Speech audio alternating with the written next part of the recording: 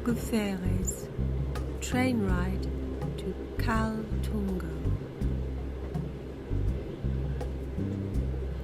Curious fingers trace out a crescent moon, window covered in mist.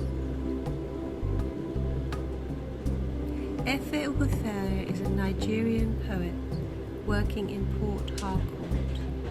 A few of his poems have been featured in journals and magazines such as Sediments History Review, the Kalahari Review, Africa Minwu, Ibis Head Review, and the Single Story Foundation Issue 1.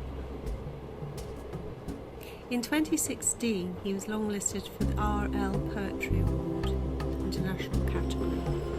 In 2017, he was listed by Nancy Green as one of the top 10 contemporary poets you should be reading. His chapbook, A Portrait of Violence, drops in 2020.